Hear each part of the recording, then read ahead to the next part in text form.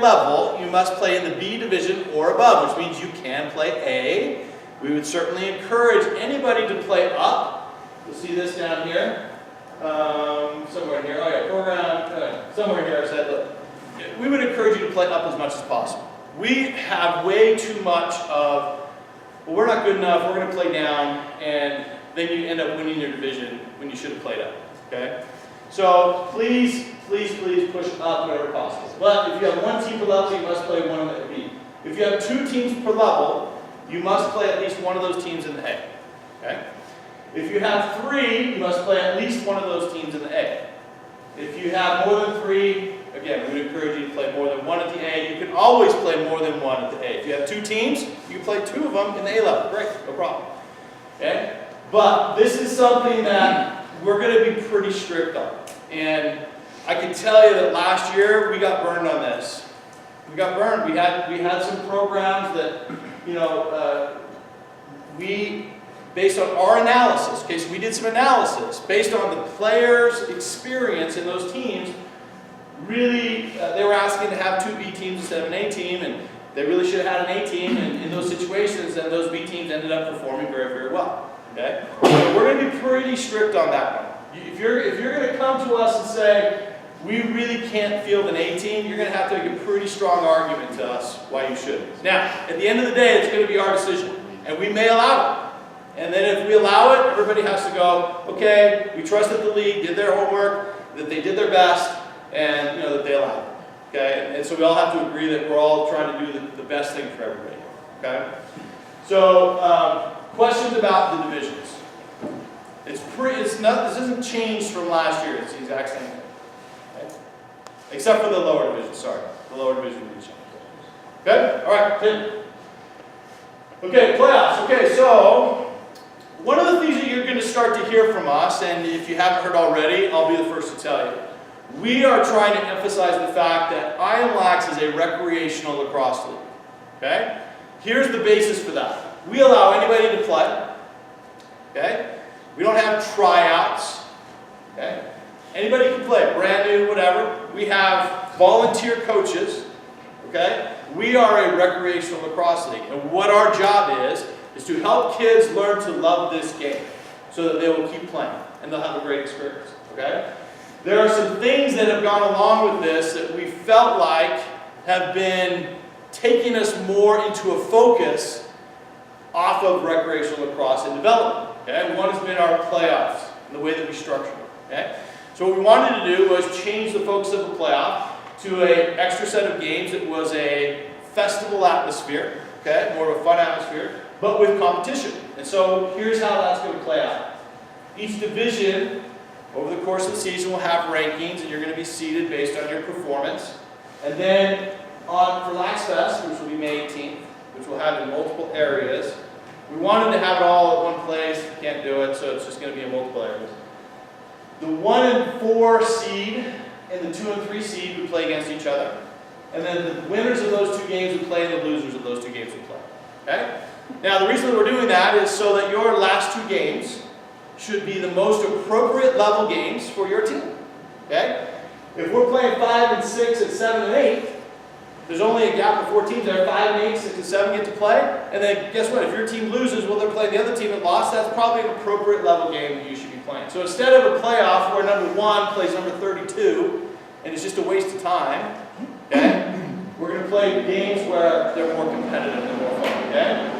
We will then take the top bracket, the 1 through 4 bracket, and the winner of that grouping will play the winner of another grouping, which will be based on a North and a South conference. Okay? And we'll continue to give you more information about this. Don't get too hung up on it, but we'll give you more information about this, how this is going to work. We feel like this is going to promote a little bit more of a fun atmosphere. A little bit. Look, I will be the first to tell you, I hate playoff week. I hate it because you all lose your minds. Okay? All of a sudden, what was just fun games the week before is now life or death. Okay? And man, you would not believe the phone calls I get from parents and coaches about playoff week. So last week I took my family, we went on a cruise. So, seriously, I did. Yeah. Okay, so anyway, we just feel like this is going to be a better way to end the year and a more appropriate way. So, any general questions about that? We will have more information coming out as the season goes on. Cool. Thanks, guys. We appreciate your support on that. I think it's going to be something that's going to be fun, and we think it's going to be something that hopefully will just, again, finish the season really well for all the teams. Okay, so supplies. There's not many programs that do jerseys through us, but if you do, you can come get them the last week of March before games start. Each team will be given 4 dozen balls. I'm not going to give those out tonight. What we want to do is we want to give those to your program directors, okay? Because we want to give them to your program so that you have all the balls. So what we have, sometimes you'll have a coach come get a few, and then the program director comes and gets all of them, and then another coach comes and gets a few. We just need to make sure that, we've ordered balls, they're all right there, okay? But they're for the right amount. If I'm giving too many to somebody else, and somebody's not going to get the ball. So, 5's great, 4 dozen balls, K through 2, 3 dozen balls. We need to make sure that your goalie gear, your goals, your mini goals, anything that the league has given you, that you're accounting for that. Because just because we gave you 8 sets of goalie gear last year, we're not prepared to give you 8 more sets this year.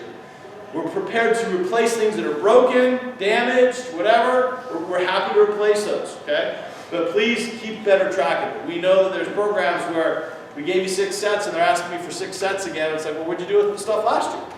We gave it to you. So please keep track of that. Nick, hey, I got another question on that one. If we do split the 2-3 and 3-4, yep. Are they playing with goalies, or So, there so was we'll a get to suggestion that. of a shot blocker? Or? Yeah, so we'll get to that. But yes, the 2 3s are going to go shot blocker. 3 4s are going to go goal. So I don't need an extra set. No, you don't need an extra set of goals. Good. Okay. All right, player scholarships. If you're a head coach, okay, you are entitled to a player scholarship for your player. Okay, make sure you contact your program director for a code to register your player. If you have need-based scholarships, we have in the budget availability for need-based scholarships for people on your team. So if you know somebody, again, contact your program director. They can contact us. Need-based scholarships, they do need to fill out a form for us. Because of our 501c3 nature, we have to account for those. So please just go through that process. But hopefully that helps make sure that we can accommodate as many people as possible playing this great game. Okay? Yes, sir. So tonight is the deadline on your important dates sheet. So Yeah. is it going to be extended to? Yeah, we'll certainly have some leeway on that. Yeah. One thing also on the important dates. So the late fee starts on Thursday. Okay. The other thing you need to know is any new player will should never be charged a late fee. Okay. So a new player, as they come to the system, will recognize them as a new player. They should not be charged that late fee. We understand that sometimes people didn't know, they're new. Hey, I just heard about lacrosse. Great. We want them in. It's the person who's played for 4 seasons, who's had since November 1 to register, and decides on Thursday, oh, I don't want to pay the late fee. Well, you've had 4 months to register. Okay. So we're not going to be as sympathetic there. But new players, we get it. Okay. All right, Jim? Okay, so policy reminder, we talked about the background check and the badges. Okay, players must play for the team within their high school boundaries where they currently live. Okay? This is something that has always been the policy, but we really started pressing it last year, and it seemed like it was a mystery to people. Like, really? That's a rule? Okay? Always been the rule. Okay? If we don't have that rule, then we are basically club lacrosse, and anybody can go play anywhere. Okay, so this is the organizational structure that Utah Youth Lacrosse decided they were going to have in the late 90s when they started youth lacrosse. And that's what we have. Okay, so in order to make it equitable for everybody, that has to be the rule. Okay, which means if you have people that are in a school boundary who are playing somewhere else, okay, then they could potentially be doing that, out of bounds of the rules. Okay, if there's an issue like that. Okay, the way that we're going to enforce that is by reporting it. Okay, we are not in a position right now to go to a map and check every single person's registration and where they live and if they're registered for the right team. So the only way that we can enforce that is if you know that it's an issue or you're concerned about it, let us know. We'll investigate it and we'll find out what's going on. Okay, there are circumstances that we allow for variances. There are school boundary issues that are not clear as you'd think they would be. So we have to adjust and adapt in those situations, okay? At the end of the day, we want kids to play lacrosse. You know, we want kids to play lacrosse, okay? What we don't want is somebody trying to stack a team of, you know, superstars so that they can win all the games, okay? Again, we're a recreational lacrosse league. Let's play within the rules, okay? Yeah. Questions? Okay? Okay, we talked about the variance form. Okay, players cannot play on multiple teams, okay? So what that means is, in your program, if you have multiple teams in an age group, you're not allowed to share players between those teams, okay? If you have a player who also, this is also a new policy that is in the policies that we ratified with the general council, okay? Players are also not allowed to play on competitive teams within Utah during our season, okay? And what that means is they can practice, they just can't play in competitive games during our season, March 30th to May 18th, okay, in the state of Utah. If there was something out of the state of Utah they want to go to, we can't pivot that. Within the state of Utah, we will. And that, what we're just trying to do is keep the integrity of what we're trying to do here with our league, okay? So, players cannot play on multiple teams, okay? What if you're short? What if you're short? Happens, right? I got 5 kids at a scout camp out. I'm going to be short. What do? You can play short, okay? And I've done it. I've played with 9 people. You can play with 8 or 9, okay? I've done it. What else can you do? Borrow from the other team. Borrow from the other team, right? Say, hey, can we borrow some of your players, okay? Or you could go to the coach and say, you know what? We're short. I had to borrow some kids, okay? We can either play that straight up and you're okay with it, or we'll take the forfeit. You know? The other option is you call that coach and you reschedule the game. Okay? Now, in order to do that, it's not easy. You got to call the coach, you got to reschedule the game. Then you got to call us and you say, we're rescheduling it for this time, and we're going to go, okay, we'll try and make sure that we have refs there, and we're going to confirm that, and we have a field available. So the league has to confirm it, we got to confirm with the officials, all that kind of thing, but it's going to be on you to reschedule that game. Okay? So you have some options, but one of them is not just to sneak 3 guys onto the field that aren't on that roster. Okay? So let's say that somebody does sneak 3 guys on the field that are not on the roster. What do? Do we go to those kids and say, you can't play, get out of here? Again, we're not about doing that. Okay? We're not going to punish kids because adults are making dumb decisions. So let the game play. If you have a problem, report it to us. Give us the specifics. We'll look at it. Last year we had this happen. Team was like, you know what? We did that. Our bad. Forfeited the game. Okay? So again, we'll follow up on this. Okay? And I know it's not, you know, I think there's some people who think, well, you know, we should just not play the game. And we're just not of that ilk right now. We want to play the game. We don't want to punish kids for dumb things that adults are doing. Okay? And I shouldn't even say dumb. I mean, look, if you're just trying to field the team because you got 6 kids gone, that's not dumb. You're just trying to field the team. I get it. That's what happens most of the time. Most of those issues like that, in honesty, are people look, hey, I've got 6 kids, or you know, I can't field the team. I'm just trying to field the team. I get it. But we do have people that take advantage, and they'll play the 2 best players on all 3 teams, and you know, it's just not fair. So make sure that we're abiding by that rule. Questions?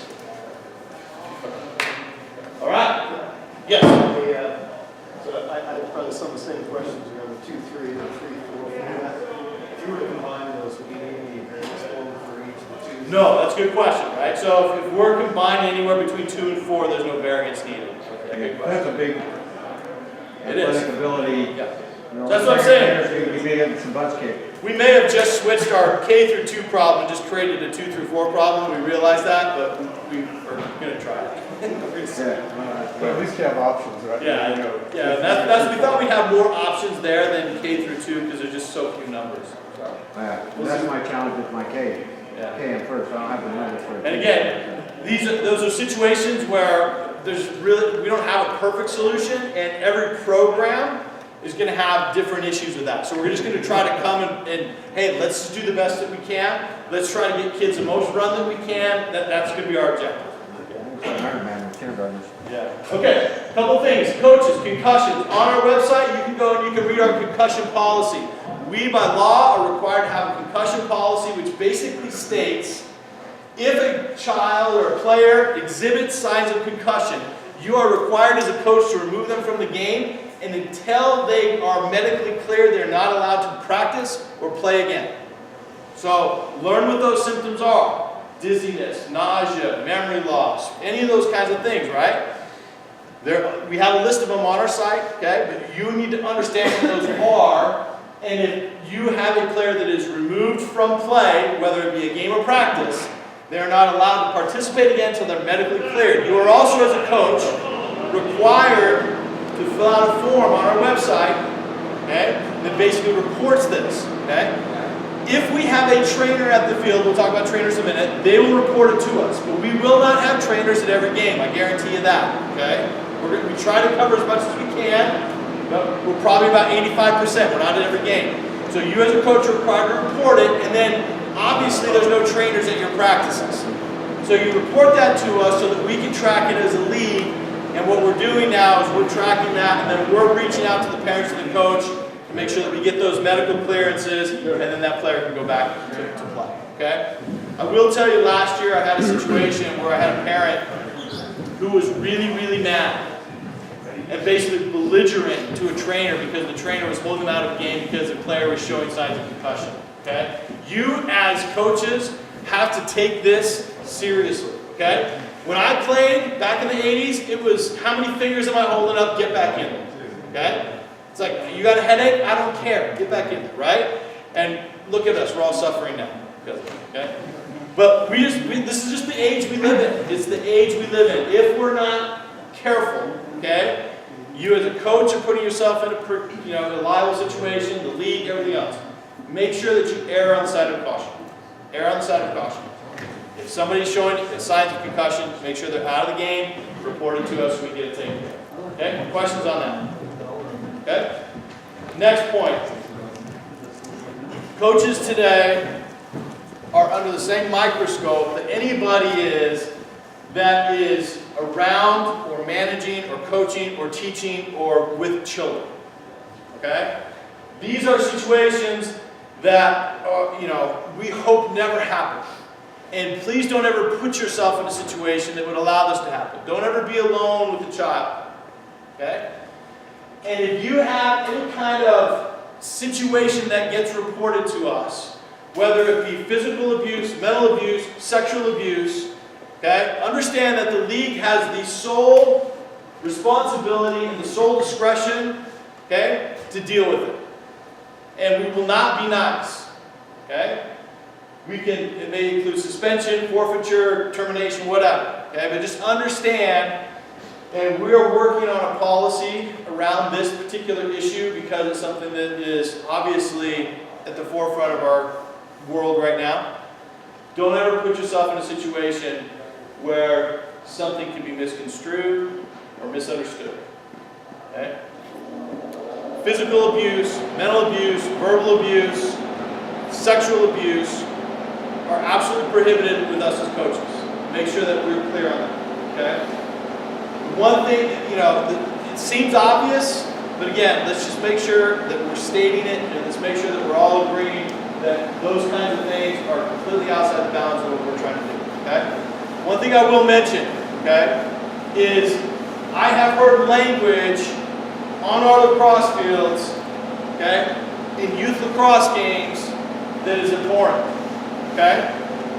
Not just to certain people because of their beliefs, but because it's absolutely abhorrent, okay? It is never acceptable to say certain things, and if I have to say what those certain things are, then we got a problem, but you got to keep our language under control, okay? It's just unacceptable. There's nothing about a lacrosse game that deserves that, okay? All right, questions? Okay, thank you. Weather and lightning, okay? If a game goes into the second half, the game is a final game, okay? If the game is in the first half and it gets delayed, okay, we'll try and finish it out. If we can't finish it out, then it may get rescheduled, okay, if it's in the first half. So each of those situations we have to kind of deal with a little bit individually based on the teams that, if we have a team from Logan and a team from Spanish Fork, we may not reschedule. We have to look at every individual game in those situations. But understand that if your game